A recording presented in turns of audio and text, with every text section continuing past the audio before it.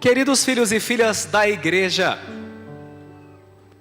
na primeira leitura, vemos Abraão, nosso pai na fé, diga-se de passagem, né? Que acreditou cegamente em Deus, abandonou a sua terra, abandonou seus amigos, sua tribo, sua casa, porque ouviu a voz de Deus dentro de seu peito, dizendo: Abrão, sai da casa dos teus pais, sai da tua parentela e vai para o lugar onde eu te indicar. Abrão, que ainda não era Abraão, teve seu nome mudado, teve que aprender, em primeiro lugar, a abrir mão de seu passado para poder viver o misterioso e magnífico projeto de Deus para a sua vida. E assim, Abraão, abrindo mão do passado, acreditou na promessa. Aqui nós temos a primeira lição de Deus para nós nesse final de semana. É preciso que nós paremos de dar replay no passado. É preciso que nós aprendamos que o passado em nossa vida, ele é importante, mas o passado é lugar de referência, mas jamais um lugar de residência. Tem pessoas que fazem do passado um lugar de residência, ou porque estão sempre chorando os erros cometidos, dando replay naquilo que não deu certo, ou porque ficam dizendo para si mesmas e para os outros: naquele tempo que era bom, ai que saudade daquele tempo que eu era jovem, daquele tempo que eu namorava, saudade de um tempo que já não volta mais. Tome cuidado com esse tipo de postura, porque quando você diz que o passado era melhor do que o presente, você joga fora as oportunidades belíssimas que Deus ainda quer descortinar na sua história, que Deus ainda quer descortinar na tua vida. O passado é lição para refletir, jamais para repetir, porque nós precisamos entender que o passado é uma roupa que já não te serve mais. Quando você fica elogiando muito os tempos passados e achando que o presente é uma porcaria, você se comporta como uma pessoa de 30 ou 40 anos que acha uma roupa lá no guarda-roupa de quando tinha 7, 8 e fala: vou vestir. Você já pensou você vestir uma roupinha de que você tinha 7 anos? Me desculpe o palavreado, no mínimo você vai ficar ridículo, né? O passado é uma roupa que já não te serve mais, né? Abraão teve que aprender que para receber o novo de Deus em sua vida, ele devia aprender com o passado, mas não repeti-lo. Nesse sentido, a nossa vida, já disse aqui, mas repito, é como um carro. No carro nós temos o para-brisa, não é isso? E temos o retrovisor. Quem é maior de tamanho, o para-brisa ou o retrovisor? Porque tudo que você tem pela frente é maior do que tudo aquilo que você deixou. Agora me diga com sinceridade, é seguro? Me responda, é seguro dirigir olhando só para o para-brisa e jogar fora o retrovisor? Sim ou não? Não. Não, então o retrovisor é importante? Muito importante. Ah, muito importante. Eu estou dizendo que o passado não presta para nada? De jeito nenhum. Eu estou dizendo para você olhar para o retrovisor, mas olhar para a frente, para que você possa receber o novo de Deus para a sua vida e suas promessas. Então Abraão teve que abrir mão do seu passado. Mas agora na primeira leitura, Deus lhe provoca, pedindo que Abraão sacrificasse justamente o fruto da promessa. Vocês se lembram que Abraão e a esposa dele Sarai, né, que mudou o nome para Sara, que eles eram estéreis, eles não podiam ser pais, e Deus deu a eles um filho. Como é o nome do filho? Isaac. Isaac em hebraico significa aquele que ri. Engraçado, né? Aquele que sorri, né? Isaac. Interessante que Deus dá para eles o filho da promessa. Na verdade, Isaac é a promessa, o fruto da promessa. E agora Deus pede que Abraão abra mão, aparentemente, da promessa. Me responda com franqueza e sinceridade. Olha, vamos lá, pela lógica. Quando eu falo promessa, promessa tem mais a ver com o passado ou tem mais a ver com o futuro? O que você acha? Futuro. Por quê? Porque virá. É Porque promessa. ainda Não veio. não aconteceu, não veio. Então promessa está ligada ao futuro. Pedindo que Abraão sacrificasse Isaque, agora Deus também pede como um teste para Abraão. Ótimo, você já abriu mão do seu passado. Agora eu peço para você abrir mão do seu futuro. Parecia no mínimo que Deus estava se contradizendo. Porém, mesmo sem entender, e às vezes a gente não vai entender, Abraão confia e obedece. Mas imaginemos como estava o coração de Abraão, dilacerado. Já havia renunciado ao seu passado, agora parece que tem que renunciar à promessa, o futuro. Abraão perde o passado, perde o futuro, e tudo que ele tem agora é Deus. E é aqui que a graça acontece. A primeira lição, aprender que o passado é uma roupa que já não te serve mais. E a segunda lição é quando eu perco tudo e ofereço a Deus, é que a graça acontece. Quando Deus é o meu tudo, aí a graça acontece. Quando tudo que a gente tem é Deus. Então preste bem atenção. Certa vez encontrei uma pessoa muito sábia que disse assim: tudo aquilo que eu tentei segurar na minha mão, e a gente tenta, né? Não quer deixar uma pessoa ir embora, né? Não quer romper com algumas coisas que não tem a ver com a vida no Evangelho, com alguns pecadinhos de estimação, né? Quer manter uma pessoa que não nos acrescenta nada em nossa vida e fica empurrando a vida com a barriga. Um monte de vocês estão assim. Então, veja o que acontece.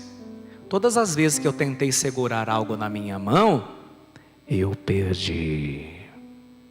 Mas todas as vezes que eu coloquei na mão de Deus, eu ganhei e ainda recebi 7 vezes mais. Quando tudo que você tiver na sua vida for Deus, e você entregar tudo que você ama, como Abraão fez com Isaque, nas mãos de Deus, você não perde, e não só perde, como ganha 7 vezes mais. Amém? Amém. Esta fé corajosa de Abraão é hoje proposta para nós cristãos do século 21. Tanto para nós quanto para Abraão, Deus está fazendo grandes promessas. Eu não posso contar todas, porque são promessas infinitas, mas eu vou resumir. Quais são as promessas que Deus está fazendo para uma pessoa que se entrega totalmente nas mãos dele? Para uma pessoa que se converte e quer viver o Evangelho. Eu vou falar aqui resumidamente. Olha as promessas de Deus para mim e para você. Diga comigo: alegria, Alegria, serenidade, serenidade, paz interior, paz interior e bênçãos incontáveis. e bênçãos incontáveis. Você acredita? Sim ou não? Sim. Ô glória! É isso aí. Todavia, inevitavelmente chegarão, fala comigo, as desilusões, As desilusões, as horas difíceis, as horas difíceis, as horas amargas, as horas amargas, momentos de fraqueza, momentos de fraqueza, de de queda, vontade de desistir vontade de e desistir de voltar atrás. e de voltar atrás. É só comigo ou acontece com você também? Sim ou não? Sim, É claro, acontece. é normal. Gente, em alguns momentos da nossa vida, como Abraão, a gente não vai entender nada. E vai dar vontade, também como os discípulos fizeram uma vez, de voltar para a pescaria, de voltar para a vida velha. Você vai se casar com a mulher da tua vida, com o homem da tua vida, e você sabe que está na vocação certa, mas vai ter dia que você quer chutar o pau da barraca. A gente estuda 9, 10 anos mais ou menos para ser padre, né? Que eu me lembre, eu fiz as malas para ir embora, no mínimo umas 4 vezes. Deixei a mala pronta ali na porta. Falei, agora eu vou falar para o padre, vou embora. E eu fui. Se eu fosse, vocês não estavam aqui, eu também não. Ainda bem que eu não fui. Foi a melhor coisa que eu fiz da minha vida. Quantas e quantas vezes nós dizemos assim, não vou mais, né? E a mulherada então quando surta, né? E às vezes a gente dá motivo para elas, coitada. Vocês vão ver, eu vou sumir dessa casa. Não é verdade? Vou deixar vocês todos aí, né? Vou deixar as crianças todas sem trocar fralda. Como dizia Cora Coralina, escritora da nossa língua portuguesa, pensar em desistir eu já pensei muitas vezes, mas felizmente eu nunca me levei a sério. Esse é o segredo, né? É aquilo que a gente canta. É que vocês cantam, mas não prestam atenção, né? Quer ver como vocês sabem? Quer dizer, a pessoa fala assim para mim: ai, não sei, pastor, eu fico desanimado, vontade de largar tudo. Quer saber, pastor, tô com vergonha de falar, mas nem de na missa eu estou querendo mais, porque largar tudo. Eu pensei muitas vezes calar e não dar nem respostas. Como é mesmo? Eu pensei na fuga, esconder-me longe de ti. Mas o que aconteceu depois? Mas tua força venceu e ao final eu fiquei seduzido. É difícil agora viver sem saudades. Aí você canta, mas você não presta atenção, né? Então você que está pensando em largar tudo, chutar pau da barraca, presta atenção. Para de frescura. Para de ser frescurento, viu? Continua. Porque Deus te colocou nessa missão, Deus te colocou nessa vocação, e se Ele te colocou, você vai conseguir.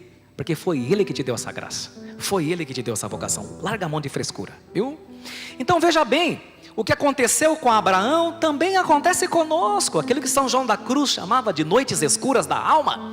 Nós não vemos as coisas maravilhosas que Deus nos prometeu, ou vemos muito pouco, ou vemos quase nada.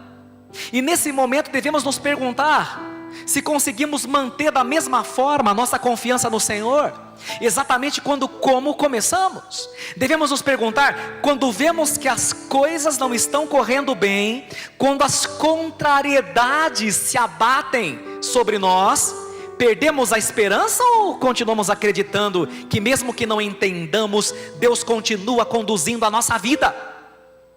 Temos a coragem e a ousadia de rezar como o apóstolo São Paulo rezou hoje, perguntando na segunda leitura. Quer ver como vocês sabem? Se Deus é por nós, quem será contra nós? Quando os problemas se agigantarem, na tua casa dê um berro. Se Deus é por nós, quem será contra nós? Quando a depressão tentar te prostrar e não quiser fazer com que você se levante da tua cama, você vai dizer: se Deus é por nós, quem será contra nós? Lição de casa para essa semana, no mínimo uma vez por dia, segunda, terça, quarta, quinta, sexta, sábado. Se Deus é por nós, quem será contra nós? Ninguém, amém. Ninguém, agora amém. Veja, para isso temos que entender o que é que anima um alpinista a subir. Me desculpe a pergunta óbvia, mas é para você participar. O que faz um alpinista?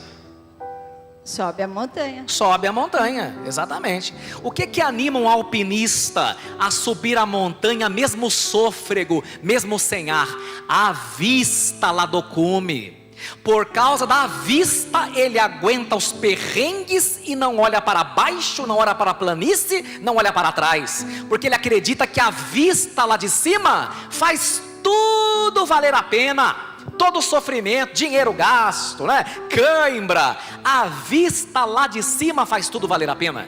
Por isso que hoje na Sagrada Escritura, na primeira leitura, vemos Isaac subindo a montanha, carregando um feixe de lenha para o próprio sacrifício. No Novo Testamento vemos nosso Senhor Jesus Cristo subindo outro monte, o Gólgota, carregando a sua cruz. O que animava Isaac a subir, mesmo sem entender, era a confiança em seu pai da terra, Abraão. E o que animava Jesus subir, entendendo perfeitamente, pois nós rezamos aqui, abraçando livremente a paixão, não era confiança no Pai da terra, era confiança no seu Pai celeste, no seu Pai do céu. Era vendo a obra realizada, o alto da montanha, que animava Jesus a subir. Olha que interessante, isso daqui é um ensinamento muito forte para nós, porque obstáculo é tudo aquilo que você enxerga quando para de olhar para a promessa. Shakespeare também vai dizer para nós, mesmo a literatura pagã, nós encontramos isso, quando Shakespeare diz assim: obstáculo é tudo aquilo que você começa a ver quando para de olhar para a meta. Você desanima quando você olha os obstáculos, não olha a promessa, não olha a meta, não olha para o paraíso, não olha para a vida eterna. Aí é claro, existem dois tipos de pessoas. Dois tipos. Tertia non datur. Letra A, as que olham para a meta, para as promessas. E elas vão, pulando obstáculo. E as que olham para os obstáculos, essas são fáceis, são fracassadas, né? Vão desanimar, né? Então preste atenção. Se você quer vencer, olhe para a promessa. Olhe para o alto da montanha. Veja a vista. E assim você não desiste. Assim você persevera. E é por isso que hoje o Senhor sobe com os discípulos a outra montanha, que é a montanha do Monte Tabor. Muita gente não sabe, e é bom saber, porque na Bíblia nada é por acaso, que era nesse Monte Tabor, onde os povos antigos, desde tempos imemoriais, sacrificavam seus filhos às divindades pagãs. Olha que interessante, ali os bebês eram mortos, sacrificados no Monte Tabor, desde tempos antigos. Como não recordar a primeira leitura, não?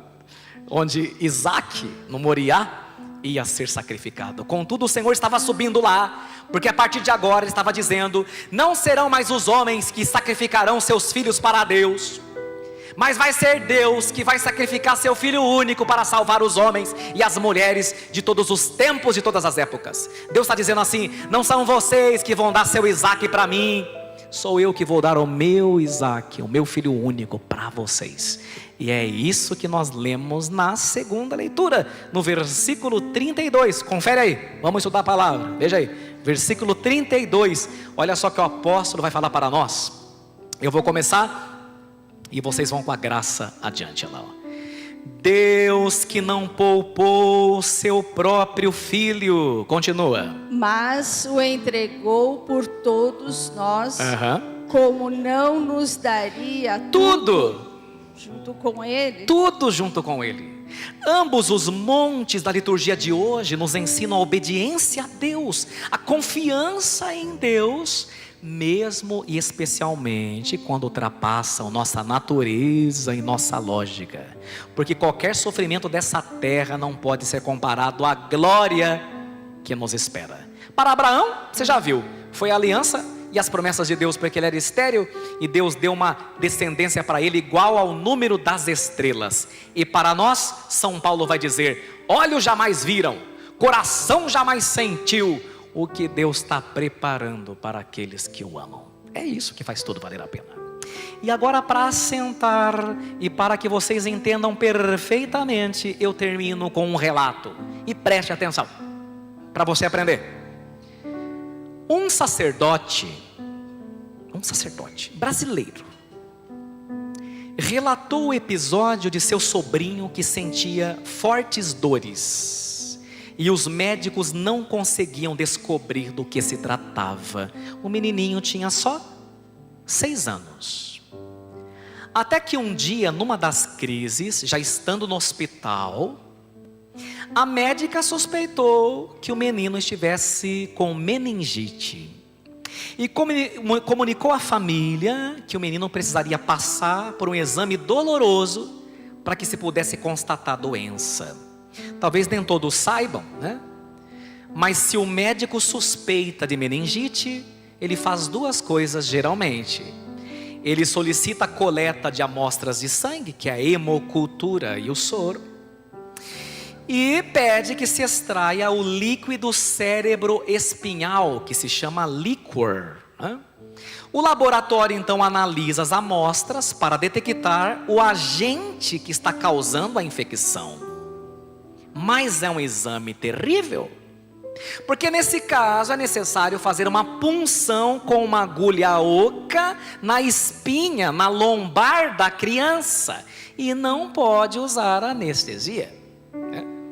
Imagine você adulto, né? Chega um médico, vamos fazer um exame em você, vem com aquela broca de furadeira, né? Vira o lombo aí, né? Eu já desmaiava ali, né? Agora você imagine uma criança de 6 aninhos, e o que eu estou contando aqui é o que aconteceu. 6 aninhos. O menino ficou branco, né? Ele não era besta, entendeu onde estava amarrando o bode. A médica falou assim, estava lá o tio, o pai e a mãe: olha, para ele se sentir mais seguro, eu vou permitir que entre um da família.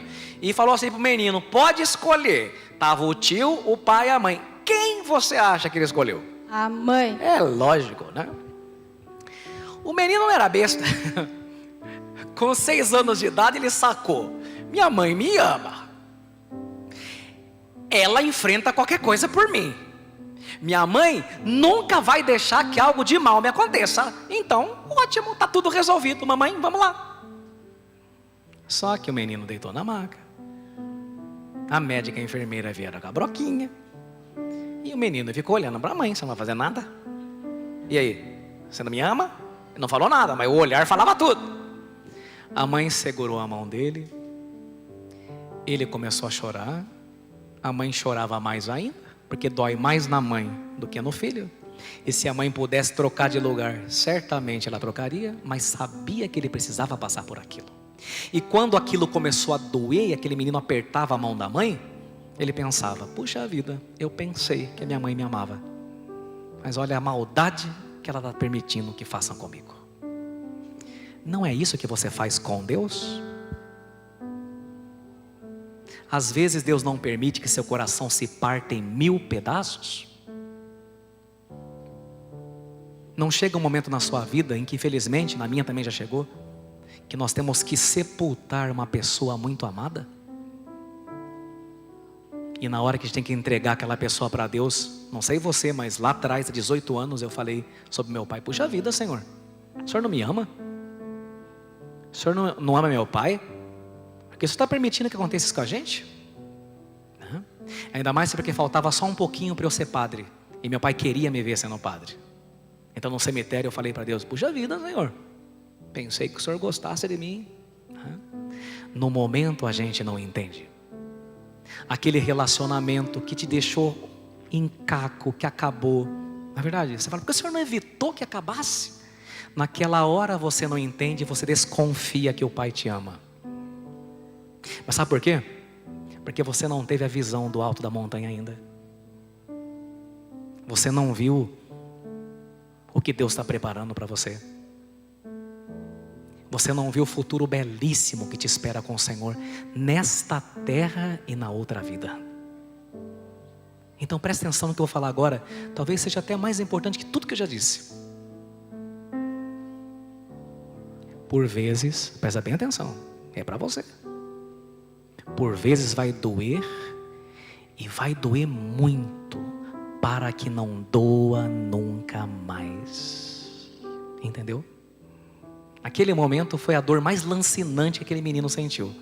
Mas o menino depois, indo para a faculdade, fortão, bonitão, mais jovem, ele entendeu: mamãe não me abandonava, mamãe me amava, para que eu pudesse estar curado. E doeu muito, para que não doa nunca mais.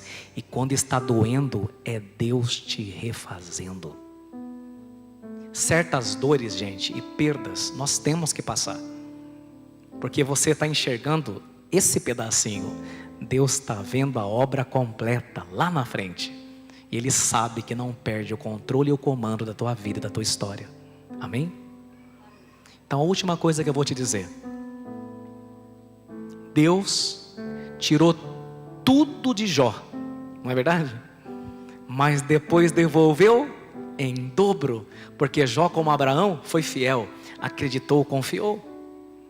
Então presta atenção: vai doer, vai machucar, vai te destruir, você vai achar que não vai aguentar, mas no final Deus vai te honrar. E aquilo que você perdeu não será nada comparado à grandiosidade do que Ele ainda vai te dar.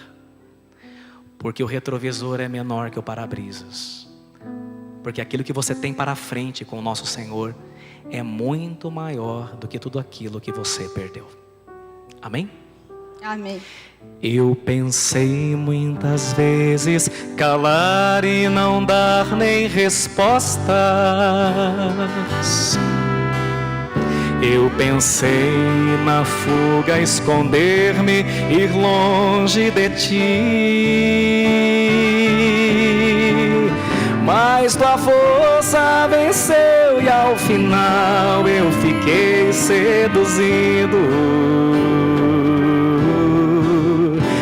É difícil agora viver sem saudades de ti.